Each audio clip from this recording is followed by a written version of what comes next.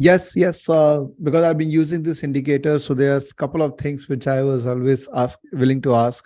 And Yeah. when I read your literature in the website, I think there are a few things which is not known to public and large. So maybe I'll try to get some information from you. Okay. So if you look at the important volume bars, there are some text, the percentage, yeah, Yeah. this and that. So basically, this represents how much percentage is higher volume vis-a-vis historical. Could you give us an idea that what kind of historical volume we are looking at to make a judgment about importance of this bar? Yeah. So on these bars, you want to look for as large as possible. The Okay. higher, the better. But in terms of this percentage, I'm not sure if it's calculated versus looking at the previous 50 days or just using this average here. Yeah. But yeah, if this is plus 230%, this is very significant volume. Yeah. We can Yeah. see even back here that there are even bigger spikes. So in short, just the higher, the better. And that can really be game-changing volume. Yeah, that is precisely I also follow. But then I always was wondering that what is this percentage? What is the basis of calculation of this percentage? I know that is proprietary. It was mentioned in that website also that there are certain things which we do which we can't disclose, so which is perfectly fine. Uh, Second question is that green is very apparent. We know that, and we always have a propensity to buy first, right? Right. But what about prices going down? I can see that the color which has been used, or while in our discussion also, we didn't talk much about those days when the sell volume was high. So Mhm. any specific thought that why we are not so much looking at selling volume? Yeah, that's a really good question, and it's something that we could, include in a future update and make it much more important.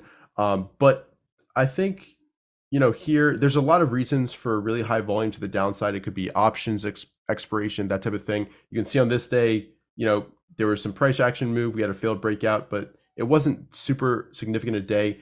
What we're really paying attention to is those breakout points and what is volume coming in at those areas. And that's what the green bars kind of tell us.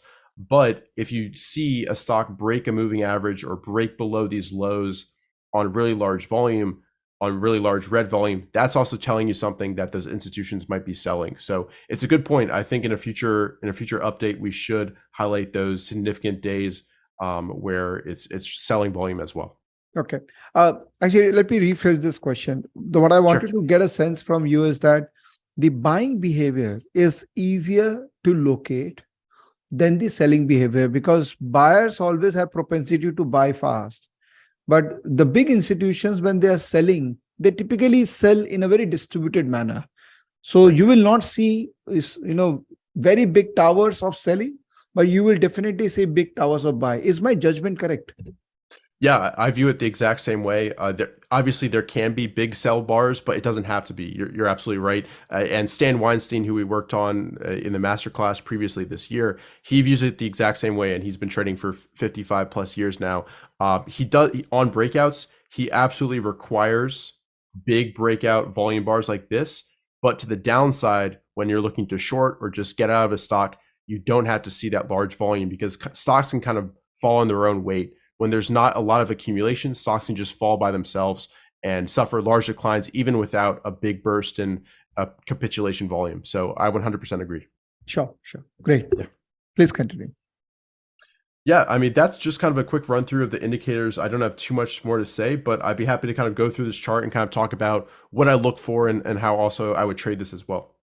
I'm just trying to be more selfish and demanding from you, but Yeah, really go keen ahead. to know about other two indicators. If you can just plot and give us only 5 minutes view on those two indicators also. Yeah, let me go back here and do this.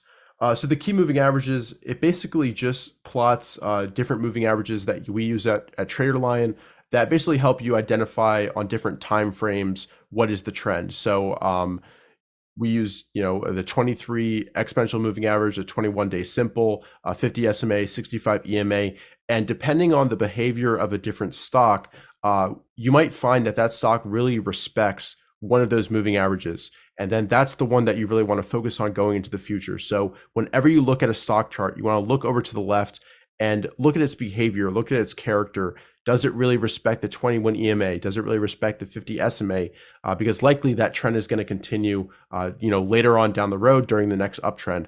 So knowing that in advance will let you know, is the stock acting correctly? Is it behaving normally? Or is it really changing its trend? And that's what kind of this script really likes to help you. Okay. The reversal bars, this is a newer one, and I think Ray was primarily in charge of this one. Basically, it's looking for key upside reversal bars and changes in trend. I haven't used this too much personally, but I would check it out and kind of look at a stock chart, see where these indicators pop up, and you'll kind of see for yourself what it's kind of looking for. So that's what I would kind of say on that one. Sure, fair enough.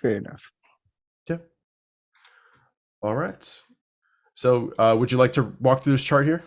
Yeah. So could we look at some Indian stocks and try to make judgment about them? Yeah, absolutely. Is there a specific ticker, or do you want to just kind of go through the Nifty? I think the one in the first is fine. State Bank of India, SBI. Or you can take Reliance, which is the most, the very large corporation in India. The third one. Third one.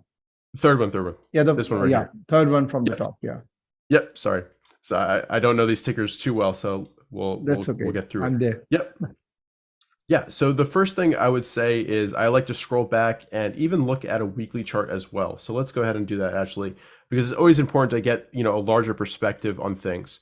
So longer term, this has been a really steady performer, very strong stock. It's above a longer term 200-week SMA.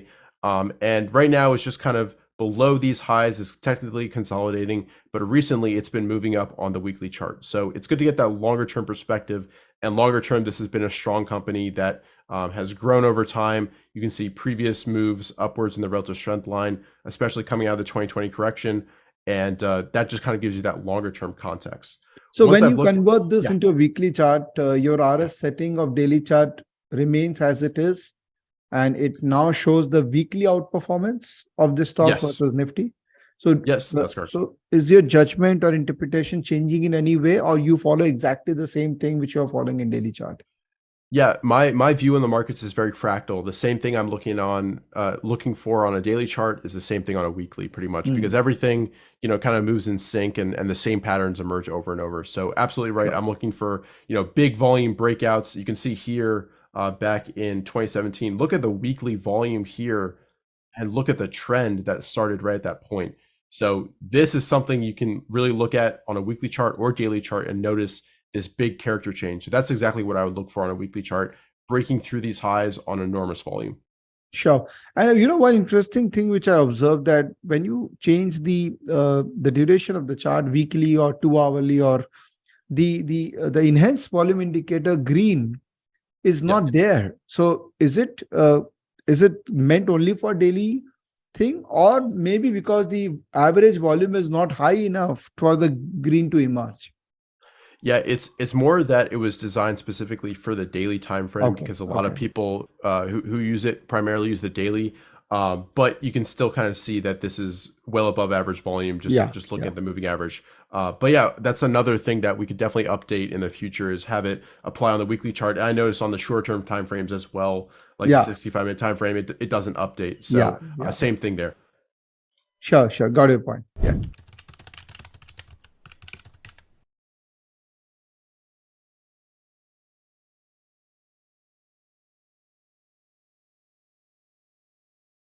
Investments in the securities market are subject to market risks.